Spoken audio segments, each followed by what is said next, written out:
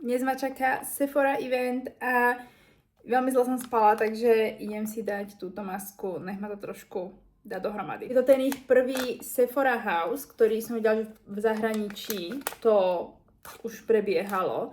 A vlastne nás predávali tie VIP listky a potom nejaké klasické a premium.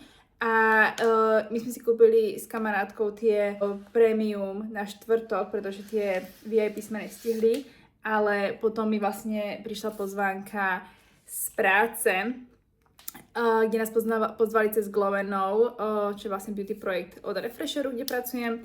A pozvali nás práve na tento stredajší čas dnešný, takže som na to extrémne zvedavá. Teším sa teda, že pôjdem obidva dní. Ja som si úplne nepozrela návod, ako sa s týmto pracuje, takže dúfam, že to zvládnem tak nejak intuitívne. Ďaleko oči od seba a väčšinou sú tie masky proste robené na oči bližšie k sebe.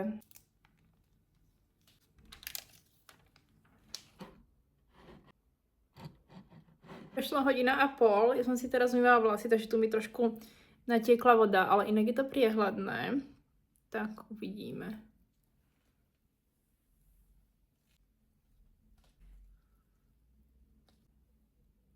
OK, tá pleť vyzerá veľmi pekne. Ani tam není vlastne žiaden produkt moc navyše, ktorý by sa tam dal ešte vmasírovať. Ja si dám teraz už len SPF-ko, lebo potom si chcem dávať takú krémovú bázu pod make-up, tak aby tam toho nebolo až moc veľa.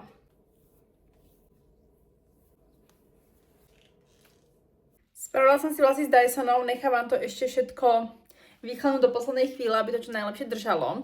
A ideme na make-up. Budem začínať s tou spomínanou bázou. Táto je od Rabanne, volá sa myslím VIP Glow. A je to taká krémová báza a takto vyzerá ako dosť nenápadne, ale na tej pleti robí nádherný glow.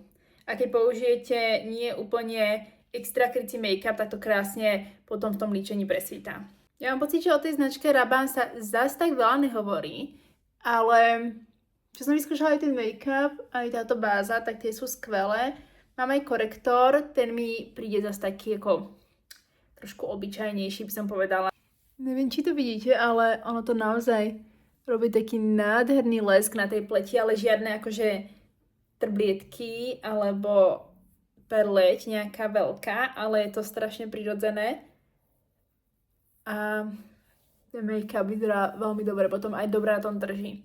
Make-up budem používať teda tiež od Rabanne, toto je Fresh Touch Foundation v odtieni 10C a je to naozaj taký prirodzený make-up, keď nechcete žiadne veľké krytie. Dávam vždy takto najprv na ruku, aby sa to vpilo do toho šteca. To presne potom pomáha tomu, že aj na tej pleti to pôsobí veľmi prirodzene.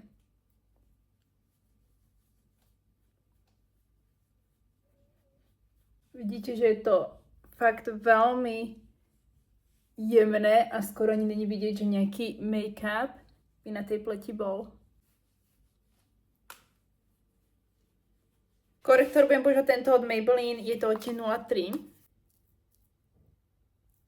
Nejak to s ním nepreháňam. A tento odtieň je veľmi podobný mojej pleti a ja väčšinou nepoužívam príliš svetlé farby, ale príde mi, že prirodzenejšie vyzerá, keď je to takto farby pokožky, respektíve make-upu. Len jemne takto zapracujem prstom. Takto je teda hotový podklad. Vlny z Dysonu som rozčesala. Je jasné, že úplne takto nevydržia, ale myslím si, že to vyzerá super na to, že ten proces trvá asi 15 minút.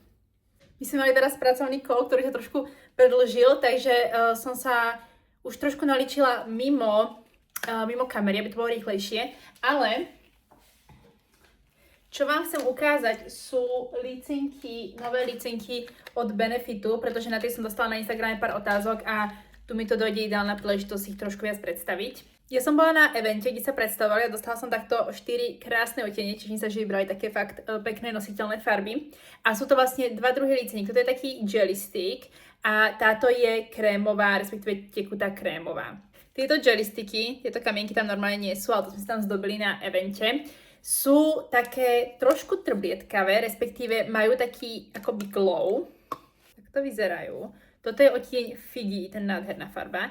A toto je odtieň Shelly. Shelly možno poznáte, tá sa používa, tá sa predáva aj ako klasická lícenka, tu som už skúšala. A takto vyzerajú na ruke. Vyzerá to takto veľmi prirodzene a sú také chladivé. Je to strašne príjemné, myslím, že to bude super v lete na make-up. A uvidíme, ako tá Figgy. Krásna farba. A neviem, či to je takto vidieť. Oni majú proste taký jemný glow, ale není sú tam vyslovene nejaké trblietky. Tu je vidieť, že ten glow je tam úplne taký jemnučký. Pekne tak jemne voňajú. Tieto jelly textúry sú niekedy také trošku smrady, ale to voní veľmi pekne. A tieto tekuté lícenky, tak tie sú matné, respektíve není sú matné, že by boli nejaké suché, ale nemajú žiadne trblietky. Takže tu máme takto. Toto je odtieň Villa, to je tiež klasická Benefit farba licenky, tu mám aj v pudrovej, to je moja obľúbená, taká veľmi prirodzená, myslím si, že odtieň, ktorý nebude na nikom vyzerať zle. Druhý odtieň je takáto prirodzená, teraz som si to poškrabala prsteňom, marhulková, volá sa Aprikota. Dáme napríklad sem. Takže tieto tekuté sú trošku viac pigmentované, by som povedala. A mali by sa veľmi dobre nanášať na make-up, vôbec by ho nemali pod tým nejak narúšať. A tie gelové sú podľa mňa super aj na taký akože ľahší make-up, prirodzenejší look. Podľa mňa to bude super aj na taký ako no make-up v lete, keď chcete dodať len nejaký glow tým líčkam. Sa dneska chystám na to Figgy, takže je to premiéra na tvári. Uvidíme. To je hrozne príjemné, to je úplne také jemne studené. Rozotrieme prstom. Ale ten pigment tam celkom je. Na tej ruke sa to tvári tak nenápadne. Vyzerá veľmi pekne. Taká farba, ktorej by sa človek možno normálne bál.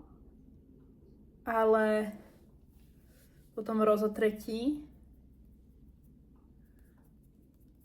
Vyzerá veľmi pekne. A teda extrémne jednoducho sa s nimi pracuje. A teda na tej pleti nie sú vidieť žiadne trblietky. Ono to je skôr taký ako polopriehľadný glow to dáva. OK, tak toto sa mi páči veľmi. Toto je veľmi pekná farba. Ja si na líčka teraz už ďalšiu dávať nebudem, pretože takto mi to stačí. Ale túto už mám vyskúšanú, párka som ju mala na pleti a vydrží celý deň, výborná. Nanášam, takže pár čupiek tam stačí naozaj, že maličko a rozdieram prstom alebo štecom. Aj celkovo Benefit má podľa mňa super lícenky, tie klasické pudrové sú také podľa mňa ikonické ich produkty, takisto aj bronzery, takže toto je vidieť, že sa im tiež podarilo. Aby som podporila ešte ten glow, budem používať tento Clinique Chubby Stick v odtieni 02, teda z tých highlighterov je to 02. Výborný produkt, ktorý sa takto dobre doplňa s krémovými produktami. Veľmi prirodzené rozjasnenie, nič sa si nepokazí, to také decentné, není to žiaden vulgárny highlighter. Clinique je kozmetika naozaj vhodná aj pre veľmi citlivú pleť, ktorá na inú kozmetiku, nejakú parfumovanú a tak ďalej reaguje zle. Produkty sú všetky bez parfumácie. Na záver si dávam ešte voňavku, takúto ľahšiu som vybrala, toto je Alice Brooklyn Vanilla Salt, ktorú predávajú v líčírne. Pretože predpokladám, že na tom evente budem skúšať nejaké vône, tak to nechcem úplne prehnať, aby som mohla poskúšať niečo aj tam. Takže my sme ready a ideme na to. A tu už prichádzam na event, tento rok sa konal v Pragovke a môžete vidieť, ako to tam vyzeralo a už rôzne novinky. Carolina Herrera, najintenzívnejšia botička, zatiaľ Good Girl. Sol de Janeiro tuhé, musím povedať, že ma trošku sklamali, tým ako voňali, boli dosť slabé. Tarte mal nádherné novinky, tam sa mi teda naozaj veľmi páčilo, toto bol taký glowy primer a tieto double bronzery a double lícenky, keď je tam jedna pudrová zapečená časť a jedna krémová, tak tie mali fakt nádherné odtiene. Niektoré značky mali len pár produktov, napríklad Makeup by Mario, tam bola táto nádherná paletka a krémové očné tiene. Pozreli sme aj novinky od Kylie, hruškovú a Peach, potom ďalšie parfumové novinky, napríklad Juliet Has a Gun, tam je takáto banánová vôňa, ktorá voní úplne ako také banánové, trošku spálené lievance. Obzerala som aj Tatcha produkty, táto lip mask je vraj výborná, Lucie Wing ju často chváli, celkovo tá značka ma dosť zaujíma, tu sú nejaké lanolipsy rozkošné, boli tam takéto stanovište na vlasy a na make-up. Bola tam aj táto úplná novinka matný make-up od Rare Beauty, ten mal teda nádherné odtiene a aj super pigmentáciu, veľmi sa mi na ruke páčil a taký lesklý make-up má Hourglass momentálne ako novinku. Ďalej tu bol stánok od Benefitu, kde robili aj obočie a líčili s týmito novými krásnymi licenkami, ktoré som vám ukazovala. A takisto Sephora Collection nemohla chýbať, tam sa mi celkom páčili nejaké produkty na pery a majú tiež tie lipstainy fixky. Potom Sephora je už Merit, konečne. Nemám nič vyskúšané osobne, ale keď som skúšala tie produkty na ruky, tak naozaj to má nádhernú takú maslovitú konzistenciu a krásne farby aj to balenie. Nejaké novinky má aj Too Faced. Musím povedať, že o Too Faced mi príde, že nebolo toľko počuť v poslednej dobe, ale majú nádherné bronzery a aj taký glowy primer.